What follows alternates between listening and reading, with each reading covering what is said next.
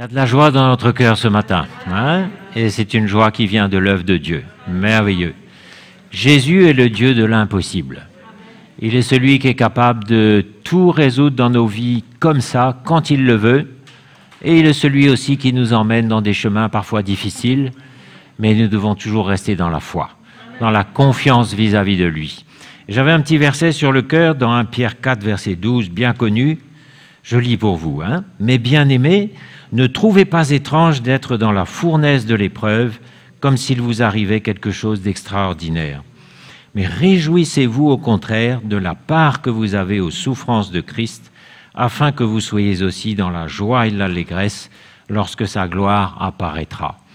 Donc il y a des moments où nous sommes dans la fournaise de l'épreuve. C'est vrai, il y a des moments comme ça. Et une fournaise, ça dure quelquefois, ça dure, c'est pas facile.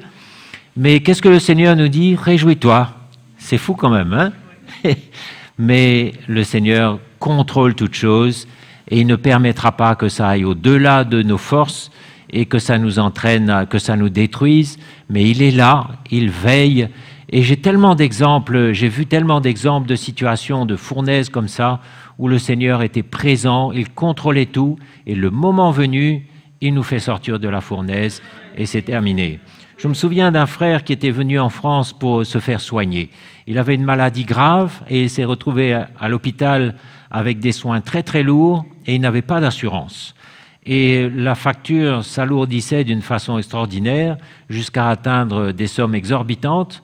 Et il était dans l'angoisse, il était chrétien, enfin c'était un frère, hein, et il se disait mais comment je vais faire face, qu'est-ce qui se passe? Et l'hôpital lui-même mettait de la pression en disant monsieur, il faut envisager, on ne pourra pas vous garder, alors il avait des perfusions, des tuyaux partout. Le Seigneur, en 2 coups de fil, a levé quelqu'un qui a payé, je crois qu'il y en avait pour 40 ou 50 000 euros, une somme faramineuse. Le Seigneur a résolu son problème comme ça. Il a traversé la fournaise de l'épreuve. Il a connu des sueurs froides, des cauchemars, des moments durs, et il a persévéré, il s'accrochait, et nous aussi on l'entourait.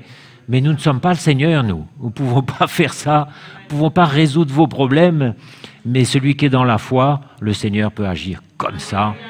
Et en 2 coups de fil, ce jour-là, son problème a été résolu, toute la facture a été payée. Il est sorti de l'hôpital bien soigné, guéri, et aujourd'hui, il évolue normalement et il sert le Seigneur. Des exemples comme ça, je pourrais vous en citer beaucoup. Un couple aussi récemment, le mari n'avait plus de travail. Vous savez, quand on est père de famille, on n'a plus de travail, il faut nourrir, faire tourner la maison. Ils ont traversé des moments d'angoisse. Il avait passé des dizaines de coups de fil, de dossiers de candidature, etc. Rien. Mais un jour, le Seigneur, comme ça, lui a trouvé le travail qu'il fallait. Et aujourd'hui, il a un bon job, un bon métier, un bon salaire, il sert le Seigneur. Il y a des moments, mes frères et sœurs, où nous sommes dans la fournaise de l'épreuve. Mais Jésus est avec nous dans la fournaise. Dans le livre de Daniel, quand les 3 compères là, étaient dans la fournaise, le roi était halluciné, il disait « Mais ils ne sont plus 3, ils sont 4 !» Et le 4e est comme un fils des dieux, je ne sais plus comment il dit ça. Le 4e, c'était Jésus, bien sûr. Jésus est dans le bateau, il est dans la fournaise, il est là, il gère. Et on peut se réjouir, enfin, c'est pas toujours facile de se réjouir, c'est vrai, mais il y a au fond de notre cœur quand même une espérance qui ne change pas, qui reste là. Et la preuve, c'est qu'on est toujours là. Et on n'a pas l'intention de s'en aller, parce que dehors, c'est plus la fournaise, c'est la destruction. Mais avec le Seigneur dans la fournaise, nous sommes en sécurité. Et quand les 3 compères sont sortis de là, ils ne sentaient même pas le roussi. Et par contre, le roi, lui, un jour, il a circulé. Hein? Celui qui fait la volonté de Dieu demeure éternellement. Et ce matin, ce que j'ai dans mon cœur, c'est de parler encore une fois de la différence énorme qu'il y a entre la religion et la vie chrétienne. La religion, la religiosité. Et là, je ne parle pas de catholiques, protestants, anglicans, etc. Non, je parle de nous. Hein?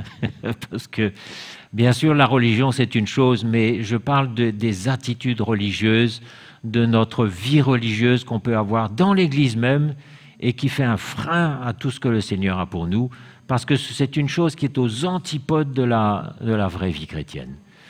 Le Seigneur a prévu pour nous de nous changer, de nous transformer complètement. Et il nous dit, voilà, je te prends là, je t'accepte comme tu es aujourd'hui, mais tu ne vas pas rester comme tu es, hein. Tu vas changer complètement et je vais tout changer dans ta vie.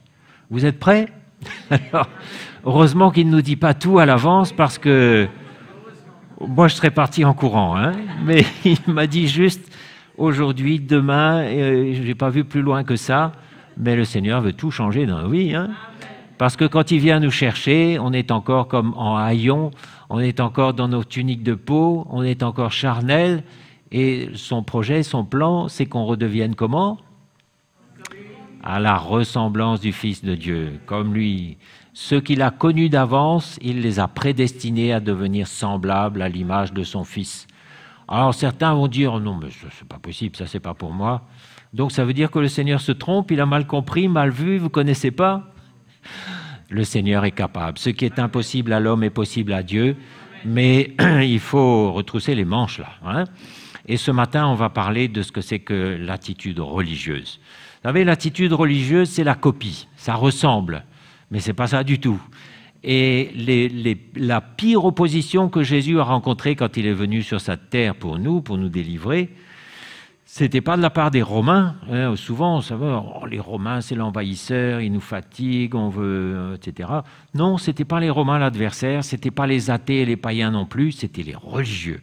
C'était ceux qui faisaient profession de connaître Dieu, ceux qui auraient dû normalement, ceux qui avaient les promesses de l'Alliance, ceux qui étaient le peuple de Dieu, ceux qui auraient dû être les premiers à accueillir Jésus, parce que justement il était venu en premier pour eux et ensuite pour les païens. Nous, normalement, on passait après.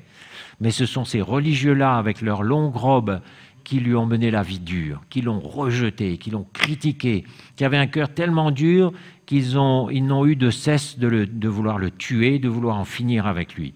C'est incroyable comment l'attitude religieuse, c'est finalement une espèce de carapace qui étouffe notre cœur, et au lieu que notre cœur vive maintenant, alors que Jésus nous a libérés, notre cœur est étouffé sous des carapaces de lois, de principes, de culture, d'habitudes, mauvaises habitudes, etc.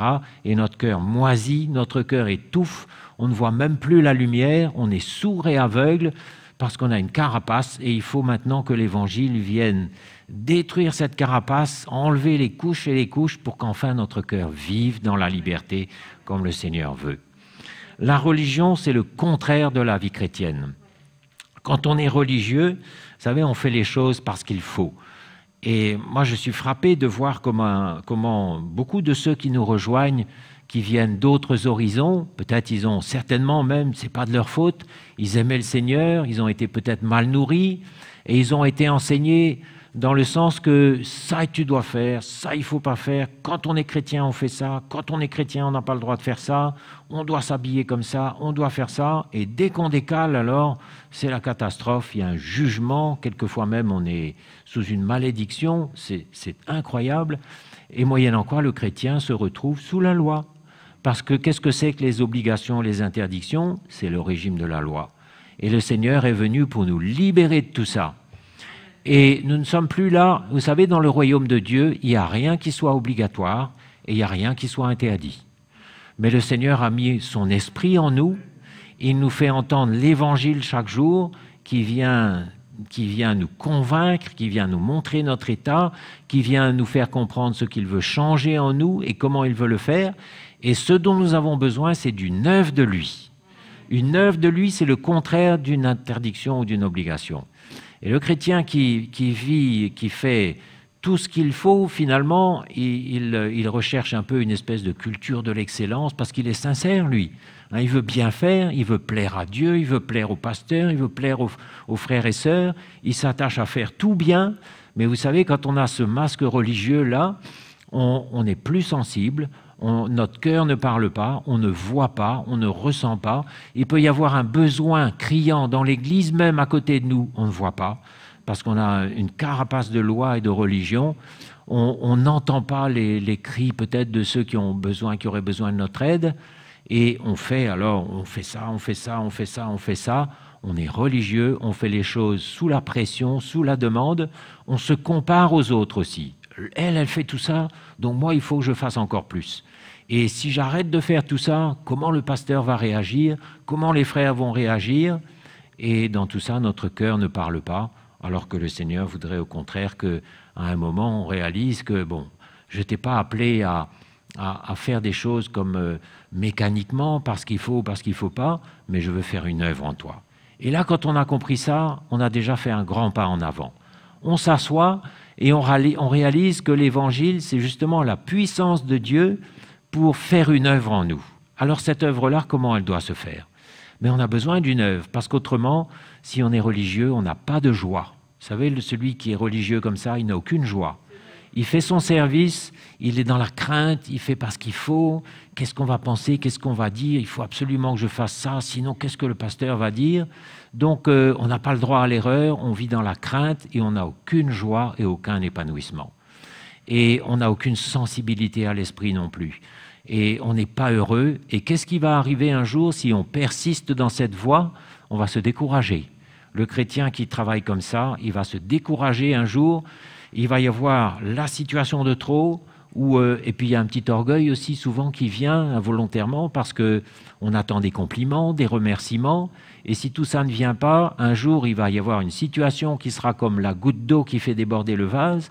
Et le chrétien, il va se dire, ben mince alors, ça c'est trop fort. J'ai fait tout ça et on n'a aucun remerciement, aucune reconnaissance. On n'a aucune reconnaissance envers moi. Puisque c'est comme ça, vous savez, il arrive qu'un jour, on va se décourager. Mais c'est aux antipodes de la vraie vie chrétienne. Le Seigneur te dit, assieds-toi et laisse-moi travailler ta vie. Laisse-moi te montrer ce qui ne va pas dans ta vie. Laisse-moi te montrer ce que moi je veux faire dans ta vie. Tu n'es pas libre, tu as de l'insécurité. Je veux traiter ça. Tu as la peur de l'homme. La peur de l'homme, tu as la peur de l'homme, tu vis avec ça, je veux te libérer de ça. Et assieds-toi simplement, arrête de faire tout ce que tu fais peut-être, assieds-toi, laisse-moi travailler, et là on laisse l'Évangile travailler. Et peut-être que pendant un temps, on ne va plus faire grand-chose, on va juste s'asseoir, vous savez, c'est la meilleure place. Vous connaissez l'histoire de Marthe et Marie? Marie, elle s'activait, faisait la cuisine, la vaisselle, Marthe, pardon, mettait le couvert, préparait à manger, elle s'activait, et Marie, lui, était assise au pied du Seigneur. Et Marthe concevait de la frustration. Voilà ce qui arrive quand on est religieux. On est frustré parce qu'on n'a pas de reconnaissance, parce que l'autre devrait m'aider, parce qu'il y a toujours quelque chose. Mais Jésus vient et il dit à Marthe, mais Marthe, pourquoi tu t'agites comme ça? Marie a choisi la bonne place, elle est assise, elle boit, elle sait que ce n'est pas tous les jours que Jésus vient dans la maison. Elle est à la bonne place, sous-entendu, ben, fais comme elle. Et le Seigneur, je crois, veut nous dire à beaucoup d'entre nous aussi aujourd'hui, je veux faire une œuvre, je te parle, écoute l'Évangile, bois l'Évangile, ne te soucie pas de ce que Pierre, Paul, Jacques va dire autour de toi, mais laisse-moi faire une œuvre. Alors une œuvre, comment ça vient? Ça vient d'abord par une conviction. La parole est prêchée avec puissance dans l'Église, le Saint-Esprit qui est en toi maintenant vient attester que ce qui a été dit c'est vrai et te montrer que oui c'est bien moi qui est décrit là, c'est bien moi le personnage que tu décris là, j'ai besoin de changer, j'ai besoin d'une œuvre, ça c'est le premier pas. Conviction de l'Esprit. Et si la parole qui vient à votre cœur le dimanche, le lundi, le mardi, quand vous écoutez, si cette parole est comme une épée qui vient travailler votre cœur et vous bouleverser, c'est déjà le début de la victoire. Et c'est déjà le premier pas du travail du Seigneur dans votre cœur. C'est ça que le Seigneur veut faire d'abord. Et l'Évangile doit être pour nous comme une bourrasque qui vient nous renverser quelquefois, ou comme une épée, ou comme une flèche quelquefois, vous savez. On voit notre état, on est bouleversé, on se dit c'est moi, ça c'est la première chose. Et si vous réagissez bien, c'est que votre cœur est tendre. On a besoin d'un cœur tendre pour accueillir l'Évangile, qui ne vient pas pour nous critiquer, pour nous rejeter, pour nous dire tu es nul, mais qui est là et qui vient pour nous dire je veux faire une œuvre, c'est tout. Et si notre cœur est tendre, c'est bon. Le religieux, lui, il a un cœur dur. Il a comme une carapace où la parole rebondit, où l'épée rebondit et n'atteint jamais son cœur. Et c'est pour ça que c'est dangereux aussi, parce qu'on finit même par s'habituer à l'Évangile, qui devient comme une musique agréable. Oh, super message, c'était puissant, c'était bien, on aime l'Évangile, on aime entendre, on est d'accord, mais l'œuvre ne se fait pas pendant ce temps-là. On reste pareil, on garde un cœur dur, on a une carapace et on est un religieux. Et un jour, on va se retrouver, je ne sais pas où, Mais le Seigneur veut atteindre ton cœur pendant ce temps-là. Donc si ton cœur est tendre, si tu es humble pour pouvoir admettre que oui, c'est bien toi qui as besoin d'une œuvre, c'est pas elle, c'est pas ma femme, c'est pas X, Y, mais c'est moi qui ai besoin d'une œuvre, c'est déjà le premier pas. Après, qu'est-ce qui se passe? On se repent. Deuxième étape. On se repent, et la repentance, c'est vraiment quelque chose qui brise notre orgueil. Ça brise notre orgueil, hein, parce qu'on n'aime pas reconnaître ce qu'on est. Quelquefois, on fait la sourde oreille ou on bagarre pendant une semaine avec le Seigneur, comme si, non, c'est pas pour moi ça. Vous savez, récemment, j'ai honte, mais je vous le confesse quand même, je vous le dis, le Seigneur m'a parlé, et pendant des jours, j'ai dit, non, c'est pas moi ça, je suis clair, pas de problème. Non, vous savez, comment on réagit? Non, il n'y a pas de problème. Mais je savais que le Seigneur me parlait, et ça ne m'a pas lâché pendant des jours. Et puis un jour, je me suis dit, Seigneur, c'est pas possible, il faut que je capitule. Et j'ai capitulé, dit au Seigneur, c'est vrai, pardonne-moi. J'ai bataillé pendant quelques jours, et puis j'ai capitulé. Mais la parole, vous savez, c'est l'histoire de la flèche qui atteint l'animal. Quand la flèche nous a atteint, là, on peut courir, mais ça ne nous lâchera pas, jusqu'à ce qu'on se repente, dit Seigneur, pardonne-moi. Et le Seigneur disait aussi, on lira tout à l'heure, mais pourquoi vous m'appelez Seigneur, Seigneur, et vous ne faites pas ce que je dis? Hein? Petite parole tout simple. Mais à un moment, le Seigneur te dit, mais tu dis Seigneur, Seigneur, tu chantes, tu viens à l'église et tout, mais quand est-ce que tu vas faire ce que je dis? Donc, deuxième étape, on se repent. On dit au Seigneur, c'est vrai, je suis comme ça, pardonne-moi, j'ai besoin de changer. Et ça, c'est libératoire, libératoire. On se repent, on se répand devant le Seigneur. Et on n'a pas honte, il n'y a pas de honte, il n'y a pas de gêne. Alors, on est comme ça. Le Seigneur n'a pas honte, mais c'est une étape importante de se repentir. Et se repentir, ce n'est pas juste demander pardon au Seigneur, mais c'est déjà prendre la décision que demain, on va changer. Ça va changer. Une décision radicale, claire, une détermination. Et ça va me coûter, hein, parce que tout ce que je vous décris là, ça se passe le dimanche matin. Alors c'est super, il y a eu la louange, il y a les frères et sœurs, on est spirituel. Et même, on n'a aucun mal à venir devant là, on se repent, il y a un ancien qui prie, on pleure, merveilleux, mais les choses sérieuses commencent le lendemain, troisième étape, ou l'après-midi quand on se retrouve en face de son conjoint, ou le lundi matin quand on retrouve ses collègues, son patron, c'est là que les choses sérieuses commencent, et c'est là que le religieux, il bloque. Il est chrétien, hein, sincère, né de nouveau, il aime le Seigneur, mais il bloque. Pourquoi? Parce qu'il n'a pas envie de mourir. Le lundi matin, qu'est-ce que c'est le programme du Seigneur? Mourir. Tu t'es repenti, tu as été convaincu, tu es venu devant, on a prié pour toi. Maintenant, là, le lundi matin, c'est plus le moment de prier. Ne prie pas, hein, c'est pas le moment. C'est pas le moment d'invoquer le Seigneur, je ne sais pas. C'est le moment de mourir. Le moment de prendre ta croix, d'avaler ce qu'il faut avaler. Peut-être ton patron qui t'insulte, peut-être tes collègues qui sont infernaux, peut-être ton conjoint, je ne sais pas. Mais là, c'est le moment de mourir et d'avaler. Et ça fait mal, et ça déchire, et c'est dur. Mais c'est là le moment décisif. Jésus a passé 33 ans sur la terre, mais il y a eu un jour où c'était le jour décisif. Ce jour-là, le voile s'est déchiré. Ce jour-là, des morts sont sortis des tombeaux, ils ont commencé à se promener dans la ville. Ce jour-là, c'était le jour J, et l'ennemi a encore essayé. Hein, il a fait dire à quelqu'un, si tu es de descendre la croix, c'était une tentation. Hein. Il aurait pu dire à des dizaines de milliers d'anges de venir le délivrer. Il serait venu aussitôt et l'aurait délivré, mais il savait que c'était le jour de mourir, et il savait que dans sa mort, il allait y avoir un plan merveilleux pour toute l'humanité qui allait sortir de là. C'était le temps de mourir. Il n'a pas ouvert la bouche. Quand il a été traîné devant Caïphe, il n'a même pas répondu, il n'a pas dit un mot. Quand il est paru devant Ponce Pilate, il a dit 3 petits mots, mais il n'avait aucune justification, aucune explication. C'était l'heure de mourir. Et le lundi matin, mes frères et sœurs, pour nous, c'est le moment du choix. Est-ce que tu veux la victoire ou est-ce que tu veux rester dans ta religion, avec ta petite routine religieuse où tu n'auras ni joie, ni victoire, ni sensibilité, ni progrès, où tu vas rester bébé? C'est le moment du choix. Il y a des moments où il faut mourir. On meurt en face de notre conjoint, en face de notre patron, de nos collègues. On meurt dans beaucoup de situations, mais quand tu décides de mourir, tu vas souffrir un bon coup là, mais tu vas voir comment c'est libératoire. La vie de résurrection vient. Ah, ça fait plaisir. Et on sent que ces moments-là où lundi ça a été dur, je sens que ça m'a rapproché de mon Seigneur. Je sens que maintenant il va m'emmener plus loin.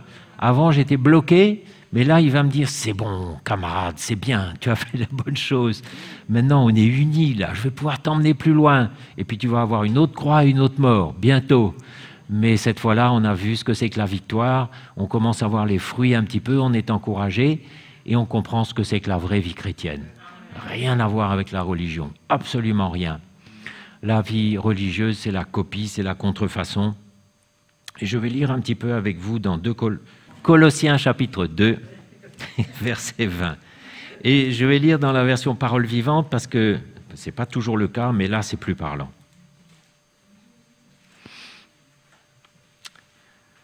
S'il est vrai que dans la communion avec Christ, vous êtes morts pour les puissances spirituelles qui régissent ce monde, et normalement c'est le cas, hein, et que vous êtes libérés de ces notions religieuses élémentaires.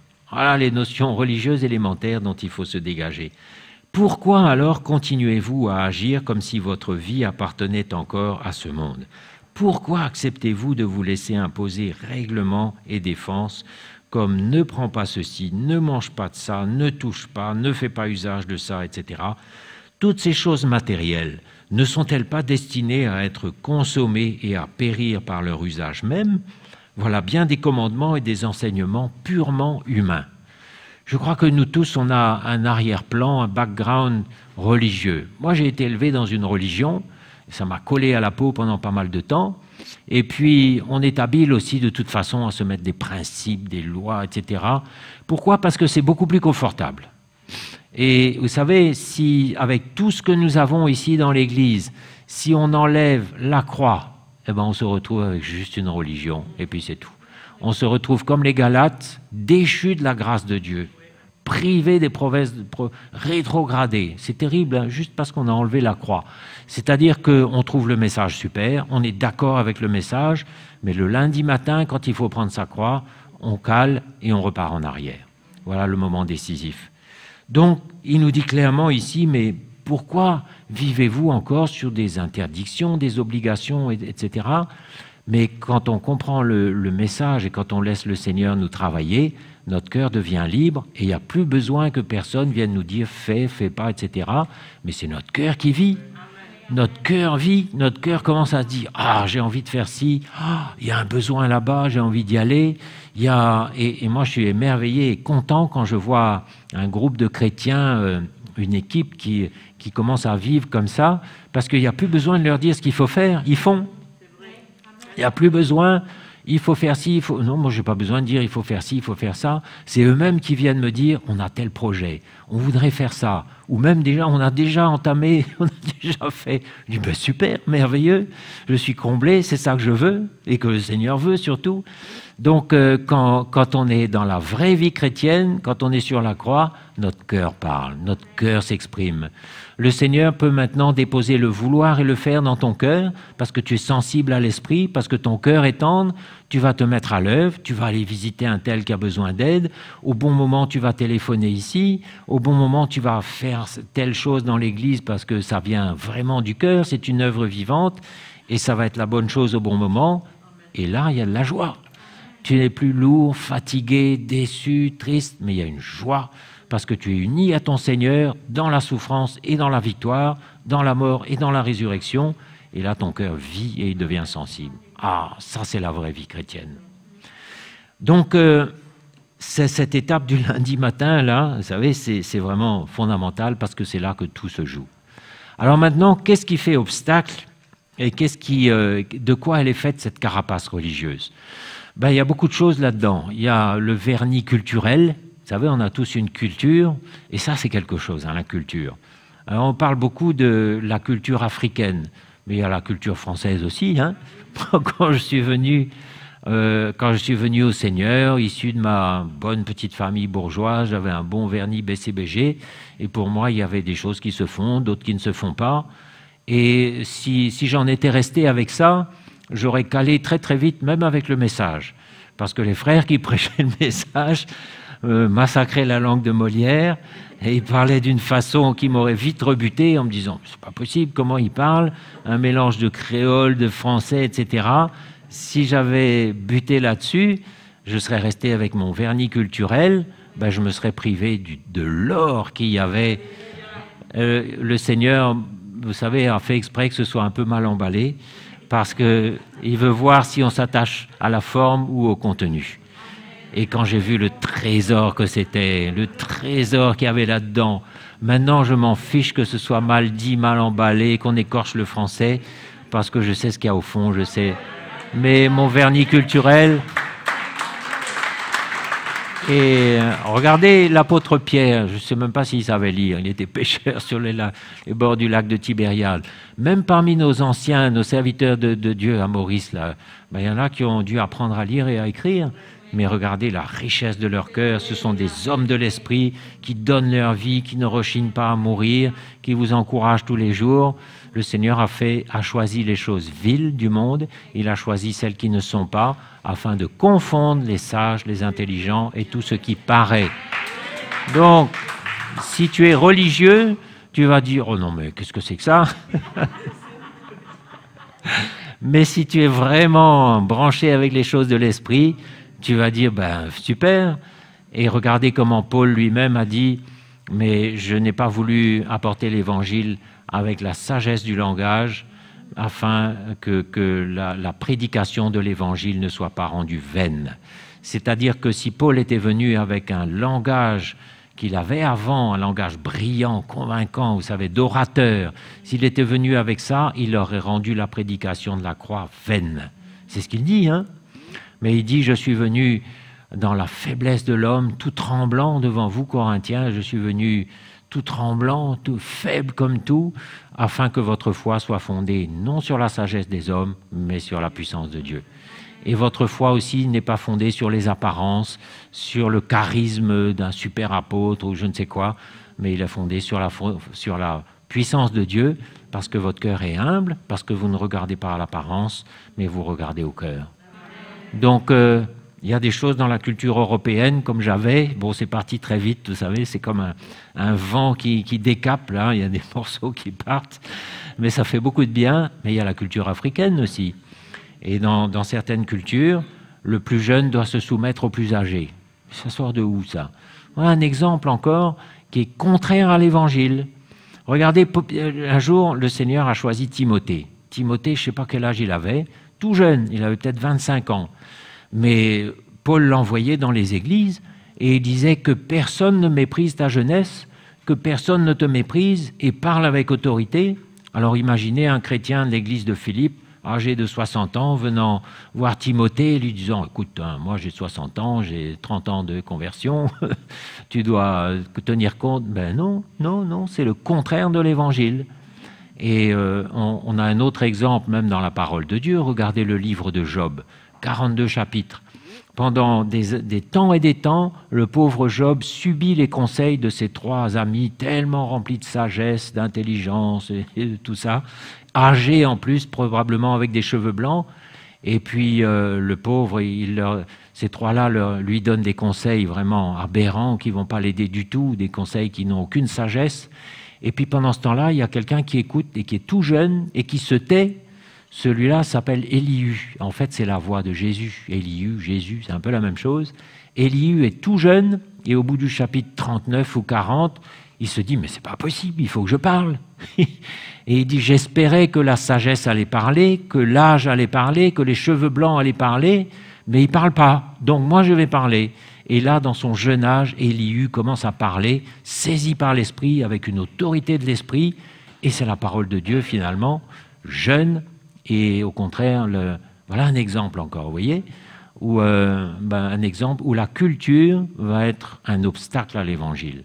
Donc, notre histoire de religion, là, cette carapace religieuse, elle est faite beaucoup de culture. Et puis, elle est faite aussi de chair, tout simplement.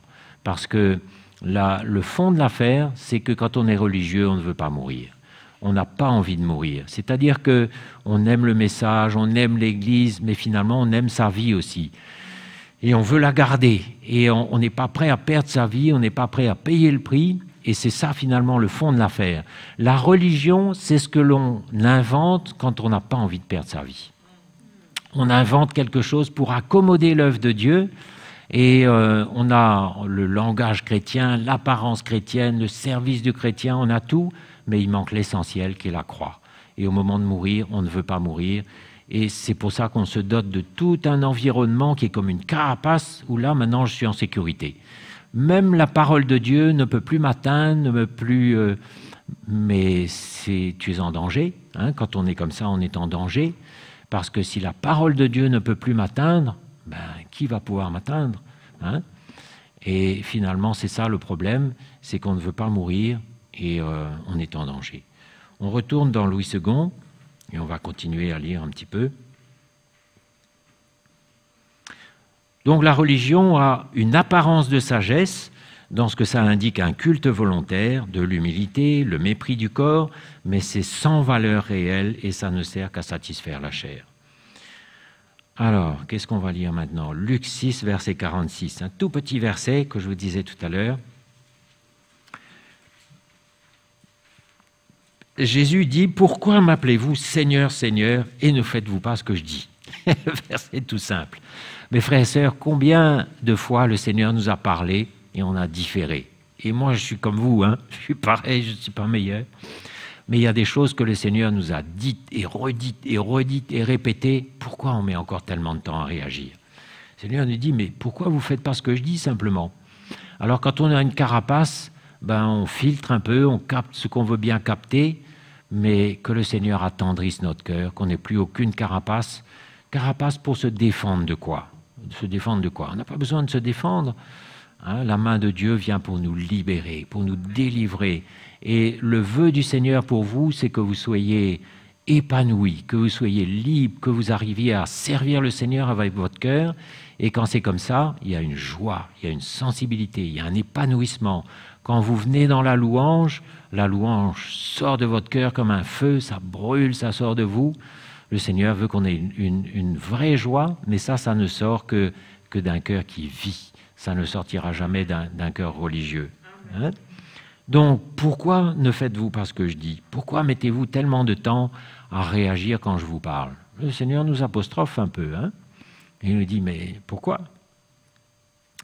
Alors, on continue.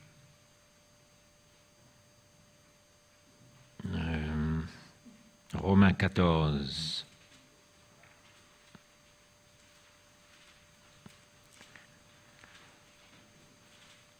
Romains 14, verset 14. Je sais et je suis persuadé par le Seigneur Jésus que rien n'est impur en soi et qu'une chose n'est impure que pour celui qui la croit impure. Donc, est-ce qu'il faut manger ci, est-ce qu'il ne faut pas manger ça, est-ce qu'il faut faire ça? Vous savez, dans le Nouveau Testament, il n'y a rien qui soit obligatoire et il n'y a rien qui est interdit non plus. Parce que nous marchons sous le régime de la liberté. Le Seigneur nous a laissés libres, et ça, ce n'est pas spécifique à la Nouvelle Alliance. Hein. Regardez un peu comment Adam vivait dans le jardin d'Éden. Le Seigneur l'avait créé, il l'avait créé libre, et il lui avait juste donné une instruction claire. Il lui avait dit, voilà, ça tu peux faire, mais ça, tu ne fais pas. Si tu fais, tu mourras. Et vous voyez que ce n'était même pas un commandement, il n'a pas dit, je t'interdis de faire ça, mais il lui a dit, si tu fais ça, tu mourras. Comme quoi le Seigneur veut nous éclairer, il fait appel à notre compréhension et il veut que nous comprenions ce qu'il veut nous dire. Donc déjà dans le jardin d'Éden, Adam avait été créé libre et le Seigneur n'était pas sur son dos tout le temps à lui dire « pourquoi tu as fait ça, pourquoi tu n'as pas fait ça, pourquoi… » etc. Le Seigneur l'avait libéré pour administrer la création, pour qu'il fasse tout ce qu'il faut. Mais en même temps, il était là. Il était là, et d'ailleurs, la preuve, c'est que dès que la désobéissance a été connue, a été dévoilée, le Seigneur est intervenu. Et nous aussi, de la même façon, nous avons une autorité au-dessus de nous, et cette autorité spirituelle, il faut la reconnaître. Dans l'Église, bien sûr, j'ai le Saint-Esprit, bien sûr, j'ai ma Bible, mais j'ai une autorité spirituelle au-dessus de moi aussi. Exactement comme Adam, qui était sous le regard de Dieu, et qui avait cette autorité au-dessus de lui dans sa liberté. Nous aussi, nous avons une autorité spirituelle au-dessus de nous, mais maintenant, sous cette autorité, nous sommes libres de bouger avec notre cœur. Et quand les frères et sœurs bougent avec la liberté de leur cœur, ben, ce n'est pas de l'indépendance. Hein, s'ils ont bien compris ce que c'est pas de l'indépendance et ils restent redevables. C'est-à-dire que quand on a bien compris cette autorité qui est au-dessus de nous, on reste redevable. Mais on est libre aussi, on connaît une grande liberté, comme Philippe qui un jour a été conduit par le Saint-Esprit à partir pour s'occuper de l'eunuque. Une autre fois, il a été conduit pour aller évangéliser en Samarie. Ce jour-là, il n'est pas allé demander à Pierre, ben Pierre, est-ce que je peux aller? Est-ce que je peux aller? Non, il est allé, mais dans son cœur, c'était clair qu'il était soumis à cette autorité, il était redevable et soumis. Et d'ailleurs, les apôtres, quand ils ont été mis au courant que Philippe évangélisait en Samarie, non seulement ils n'étaient pas mécontents, mais ils étaient heureux, et ils sont venus apporter la main d'association, confirmer ce que Philippe avait fait déjà dans son travail d'évangéliste, et prêcher alors là à tous ces gens qui s'étaient nouvellement convertis. Vous voyez comment dans le Seigneur il y a une liberté, et en même temps il y a une soumission à une autorité que nous savons qui est là comme une protection au-dessus de nous. Quand on comprend ça, on bouge dans la liberté, et en même temps on est soumis. C'est merveilleux la liberté, mes frères et sœurs. Donc, rien n'est pur ou impur en soi, et une chose n'est impure que pour celui qui la croit impure. Mais si pour un aliment... Alors bon, ça c'est autre chose. Et on va aller au verset 23 directement, la dernière partie du verset qui dit « Tout ce qui n'est pas le produit d'une conviction est péché ». Donc si tu fais parce qu'il faut, ben, tu es à côté de la plaque. Si tu t'abstiens, non seulement tu es à côté de la plaque, mais en plus tu pèches, on nous dit. Tout ce qui n'est pas le produit d'une conviction, c'est-à-dire tout ce que tu fais sous la loi, parce que tu t'es mis une loi sur toi-même, eh bien, finalement, c'est péché parce que ce n'est pas le résultat d'une conviction. Alors que quand l'évangile vient, par exemple, concernant l'offrande, ben, il n'est plus question de donner 10% ou 5%, où il faut donner, etc. Il n'y a plus de « il faut », mais il y a une conviction de l'esprit qui vient. Le Saint-Esprit me parle. La parole de Dieu est venue me convaincre, j'ai une conviction de l'esprit, et maintenant mon cœur parle, c'est plus 10% que je vais donner, mais c'est 20% aujourd'hui. Peut-être j'ai des besoins, mais je vais donner librement parce que mon cœur s'exprime maintenant. Et quand le Seigneur arrive le lundi matin à emmener la mort dans votre cœur, il arrive à faire une œuvre. Mes frères et sœurs, nous avons besoin d'une œuvre de Dieu. Une œuvre de Dieu dans beaucoup de domaines. Je sais que dans notre cœur, le Seigneur voit notre état, il veut nous changer, mais c'est par une œuvre de l'Esprit qu'il veut nous changer. Désirons cette œuvre-là, et on sait quand c'est le produit d'une œuvre. Hein. On sait très bien quand maintenant on arrive à pardonner complètement, on est libre, il y a comme un poids qui est parti.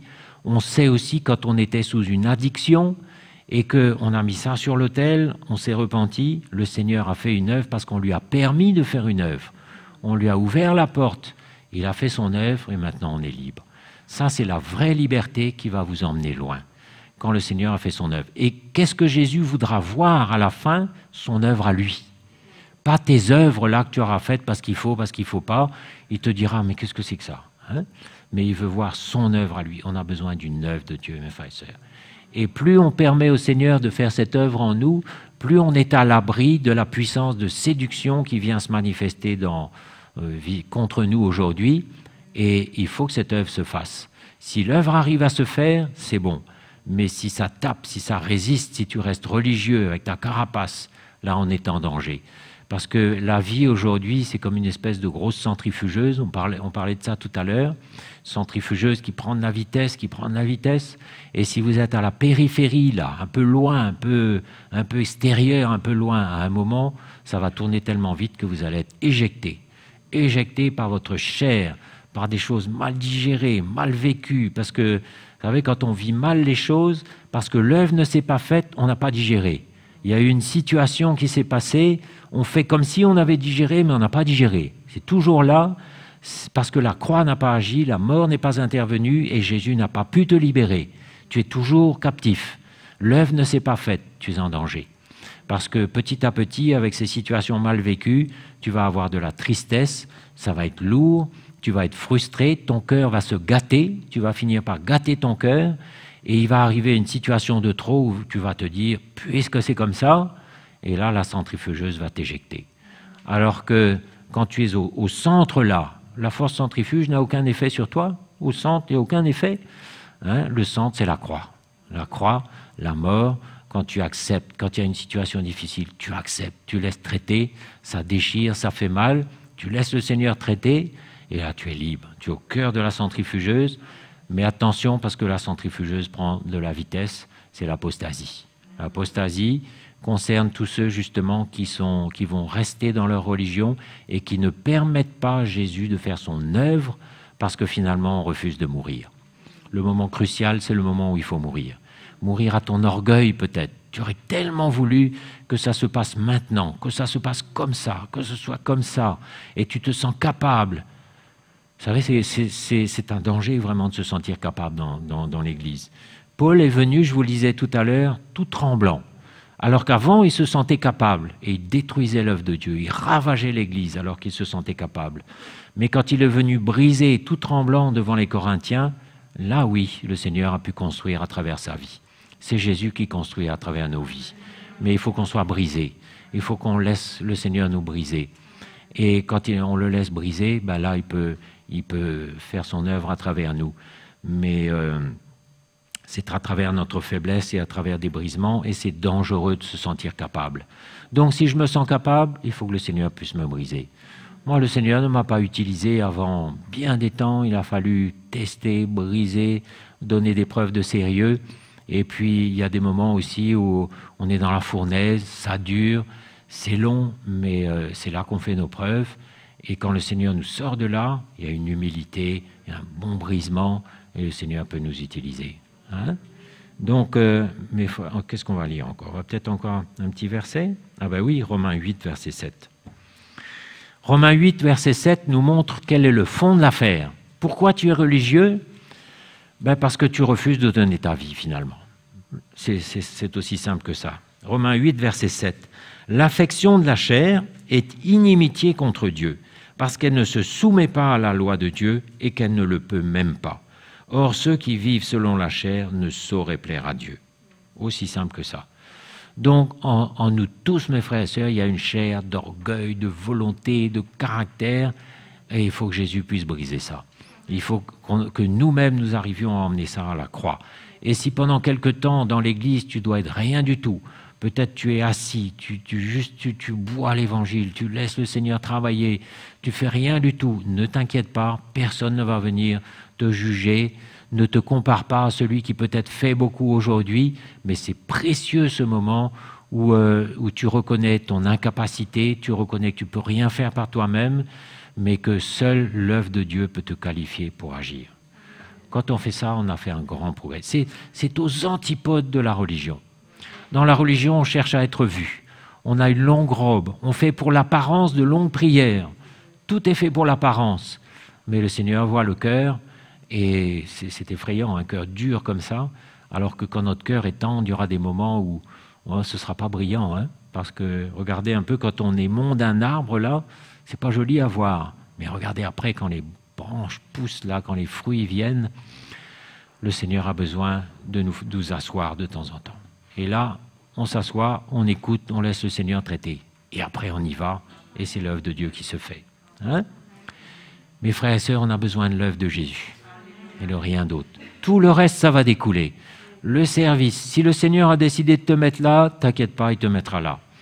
Si tu vois une sœur qui est là en ce moment, tu aurais peut-être aimé être à sa place, t'inquiète pas, personne ne va prendre ta place. Et il n'y a pas de compétition ni d'insécurité dans le corps de Christ. Et là où le Seigneur a prévu de te mettre, t'inquiète pas, c'est pour toi. Jésus nous a dit, je vais vous préparer une place. Et ça commence ici, hein, c'est pas juste au ciel, mais ça commence ici. Il n'y a pas d'insécurité, il n'y a pas de compétition, mais laisse le Seigneur traiter ton cœur. Laisse-le te briser. Accepte de souffrir. Il y a des moments où tu vas pleurer, tu vas souffrir, tu vas être frustré, enfin pas frustré, mais tu vas pleurer dans ton cœur, mais sache que ça a un grand prix aux yeux de Dieu. Et que tu es dans ta fournaise, là, quand tu es brisé, Jésus est avec toi dedans. Et la relation se crée là. C'est des moments précieux où la relation se crée. Mais à des moments où tu te sens bien, tu te sens capable, il n'y a pas grand-chose de bon qui va se construire. Hein? Donc, l'affection de la chair, c'est qu'elle ne se soumet pas à la loi de Dieu et qu'elle ne le peut pas. Donc, la religion, c'est quelque chose que la chair a créé pour essayer de rendre la pilule plus facile à avaler. Mais c'est un artifice, ce n'est pas quelque chose de vrai, et nous voulons la vérité de l'Évangile. Mes frères et sœurs, est-ce qu'on peut se lever ce matin et remercier le Seigneur pour ces paroles d'amour qui viennent vers nous, parce qu'il veut que nous soyons comme lui.